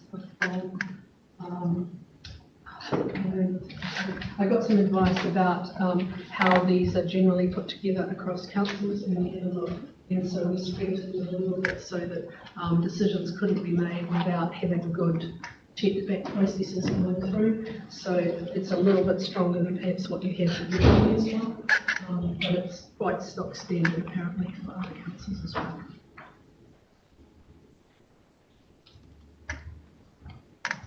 Any questions? Councillor Cass. The point 1.1 at the end notes, Hokitika rating district joint committee, Francois Waiho rating district joint committee. Should the TTPP one district plan committee still remain on there as another joint committee with regional council, or is that because it's a committee with regional council that we are de facto members of? Because in my mind, those three committees are the same structure and set up. And I just don't want us to short ourselves in that space. Well, all three of them are regional council committees that we're joint members of, so I just want to make sure we don't shoot ourselves in the foot on that one. I don't know if it does any harm, but that's a fairly topical. But the abundance of caution, perhaps we should just TPP. Yeah. So that's the Tīkā one district plan that's being added to point 1.1 in the summary of that report. As Councillor Casson is correct, it is a committee of the Regional Council and it is still in existence. So as much as we signed off the other day, there's still work to do. Through you, Chair, my understanding is that continues on and the Regional Council had an opinion to that effect, so it didn't need to come as part of this. As long as there's reason for it, because my understanding is all three of those committees are the same structure. Right, so it doesn't need to be in there. Okay, thank you. Although I do think that the Tīkā Plan Committee is separate and it's not a committee of the Regional Council, they just administer. It's subject to an order of the council. Yes. So it's its own committee. It's only administered by the They listed as a committee of no, it regional wouldn't be council. put down, would it? To cover it. That would make us responsible to the Regional Council. No, we're going to put it in for inclusion so that we're on the right side of it rather than not. Not the Regional Council. No. Nothing further. Nothing further? Okay, thank you. Any further questions on that report? Right, so with that, the resolution is quite a lengthy one. Bear with me, please. I'm after moving a second to please resolve that 1, the report be received. 2, the council resolves that A, from the day following the electoral officer's declaration on or about 11 October 2025, until a new council is sworn in October 2025, that 1, the chief executive is authorised to make decisions in respect of urgent matters in consultation with the mayor-elect, and 2, all decisions made under this delegation will be reported to the first ordinary meeting of the new council, and 3, delegations of the chief executive and mayor-elect do not extend to the declaration of civil defence emergencies unless the first meeting of the new council is called earlier than the 22nd of October 2025 by the chief executive, as is set out under clause 21.3 of Schedule 7 of the Local Government Act 2002. And 4, notes that as per clause 30/7, Schedule 7 of the Local Government Act 2002, a committee, subcommittee or other subordinate decision-making body is, unless the local authority resolves otherwise, deemed to be discharged on the coming into office of the members of the local authority elected or appointed at or following the triennial general election of members next after the appointment of the committee, subcommittee or other subordinate decision-making body. And 5, calling an extraordinary meeting of council if any urgent decisions arise in this period require significant political input. Can you just read it with us? Don't you dare. One question before you move out. 12.2, should there be a date until the new council is sworn in October 2025? The first meeting of the new council. I suspect we've got that in the calendar already, just for... It did say further down on the 20th. It does say in the next call that it's 22nd. Cool, because I'm going to pick up some of It that. is in there, yes. Happy to move that. Thank you, Councillor Casson, Councillor Burden, thank you very much, all in favour? Aye. Against? Carried, thank you everybody for that. Can I take the chains off? No, okay. Right, annual report of the work of Risk and Assurance Committee for the period 9th of February to 7th of August 2025. Chief Executive to speak to this report, Barb. It's all yours. I'm happy to take it as read, if there's any commentary that we can push to make. So we've got the TTP. Oh, committee. Is it always? Never surprise, always news. Through your worship,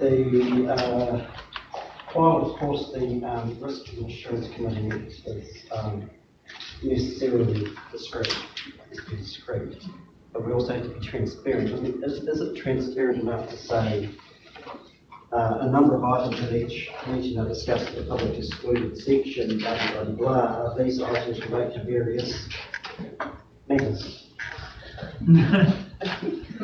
Is that transparent enough? Well, we had a discussion as we formed this paper to bring to the council, and we looked at what we've done previously and tried to understand how we could make it. So we've had the same discussion internally about what we could do. Caution. I usually err off for the abundance of caution, but I wonder whether or not it's probably I don't have an answer, but I wonder if it's one of the first things that the Risk and Assurance Committee should have as on its agenda to discuss the future view of how we're going to address this. Because I do think that it's worthy of having that conversation so that we get an agreed position right from the start, and then we know what we're actually going to do going forward, and so there's no surprises. But I'm sorry, I don't have an answer for this one. Is there a sort of fix in that sentence lines of doing so? Because there will be a number of reasons, but... Yeah, and there are, but I think to Paul's point, is there a way that we can do it better without utilising? Yeah, yes, because I think people are entitled to ask the question, you know, what is going on now?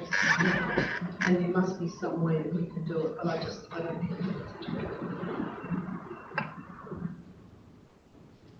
That's right. Anything further on that report? No, everybody's happy with that. The resolution is that the council received the annual report of the work of the Risk and Assurance Committee for the period 9 February 2023 through to 7 August 2025. Can I move in a second, please? Councillor Beards, thank you very much. Councillor Burden, all in favour? Against? Carried. Thank you, everybody. Right, we're just going to go slightly off track, and I'm sorry, ladies, down there for that, because this needs to be done in the public section of the meeting before we go into the next chapter.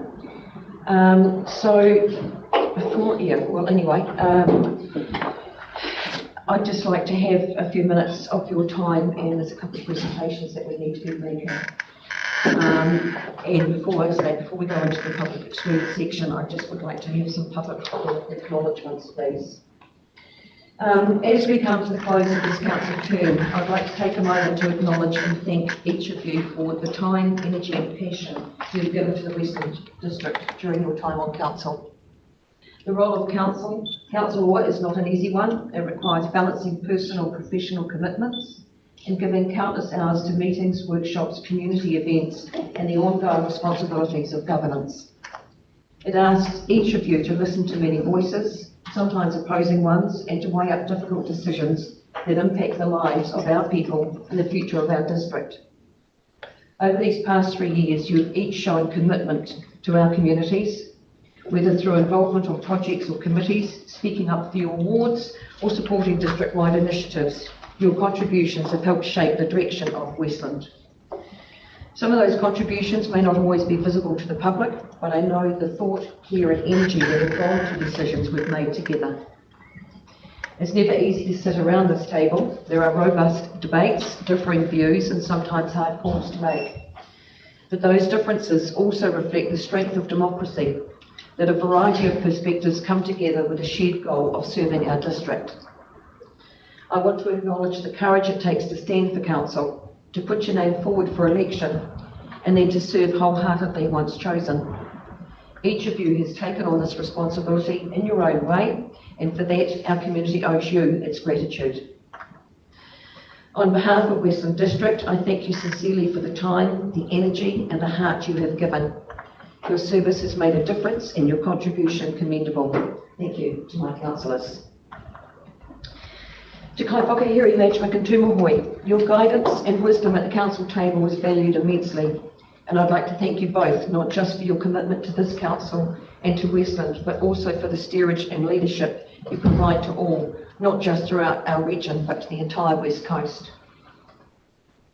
To the staff of Westland District Council, I'd like to publicly thank you all for your service to the people of Westland. You, like councillors and I, can at times can be working in a very thankless role. The public can be ruthless and harsh, but rest assured you are truly appreciated and valued for all that you do for the business and our region. Personally, I'd like to acknowledge and thank you from the bottom of my heart. You have all welcomed me into the building, your building. You've accepted me for who I am, once you've got to know me, and tolerated me when I've loaded you with more work, and you've made the last 3 years an absolute pleasure to be here, so thank you. Barb, our Chief Executive, thank you. You're a joy to work with. Your calm, level, steady approach is heartening, as is the fact that you get us. You get the people of Westland, and your vision for council sits in true alignment with my own and that of this council. I just hope I get to come back and work with you for another 3 years, as we have so much to do, so much to achieve, and all of it is for the betterment of Westland and its people. To the many viewers that check in each month for the council meetings, thank you. It's good to know the interest is out there with what we do. We know there are still a lot of improvements to be made, but we have also made significant progress on many matters of council. The two hot topics that we're closing off this training on are rates and communications, if the feedback around these elections are anything to go by. The next 8 months will see a significant amount of focus and work going into how we rate and how we reduce the rates further than currently forecasted. Regarding communications, that too is in for an overhaul because it's been absent over the past 3 years, and for that I am extremely sorry. Good communications has always been important to me through my working life, but rather than be sitting on social media putting out constant reports on what either myself or council have been doing, we've just got on and done the hard work. That's not intended as an excuse, it's just the plain truth. For me, the past 3 years have been an absolute joy and pleasure. Yes, it's been tough times, but my love of my job, serving Westland and its people has far outweighed any nasty vitriol that has at times been out there. I've taken my role seriously and given it my all, and I'd do it all again in the blink of an eye. Westland, it's been an absolute honour and privilege serving you. Thank you. There is the speech. To those standing in the current elections, I wish you all the very best of luck. There are many outstanding people who have put themselves forward for election, and I think Westland will be well served going into the next triennium. To the 3 councillors who are not freestanding for Western District Council in this election, we would like to wish you all the very best in your future endeavours and thank you for your service and time. Patrick, you've kept us entertained with your direct approach and quick sense of humour, and had us on the edge of trouble with some of your comments, but always with the best of intentions. Your follow through on what you stood for in the last elections has always been at the forefront of your comments, challenges, deliberations and decisions. Thank you, Patrick, for your service, and we wish you all the very best in Canada. If you'd like to come forward, please, we have something for you.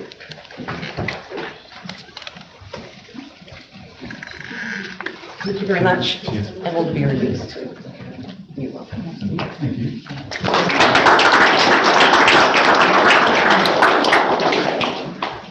Ash, you came in as a councillor for the Southern Ward and depart as that and as my deputy. I sincerely thank you for having my back, for standing in for me when needed, and for sharing the load. I'm just sorry I didn't give you more opportunity to sit in Pete's role. You have brought your own strong skill set to the table, which has been refreshing, asking the hard questions, challenging the norm, and always looking for betterment.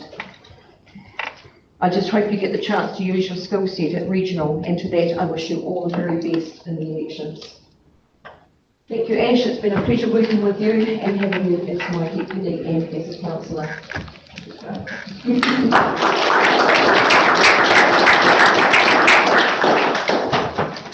And last but not least, Councillor Paul Davidson. As we all know, is Kinder fondly. Having served 2 terms on council, we thank you for your undying service and dedication to the people of Hokitika. Always with a twinkle in the eye and mischief in your heart, you have a serious side, which is always ensuring council's focus and reasoning is right and that decisions are made to bring benefit. You're very in tune with your community, and your feedback and direction have always been welcome, as have your chats with me in my office. Thank you, Tinker. We're going to miss you dearly at the table. Have you got a tear in my eye now?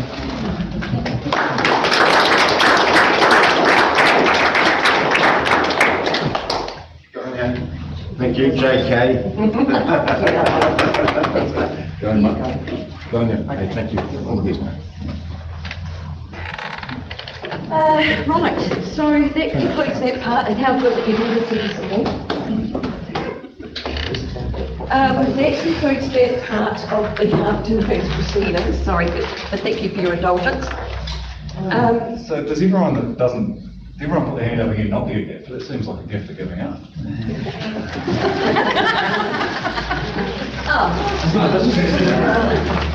Congratulations, you made the right choice.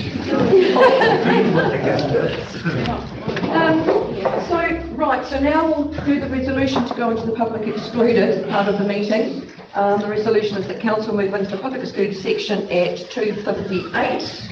May I have a mover and a seconder, please, for that? Councillor Baird, Councillor Phillips, thank you very much. Last motion I see. Okay, and I'd like to thank the members of the public that have been viewing the live stream and all those in attendance at the meeting today.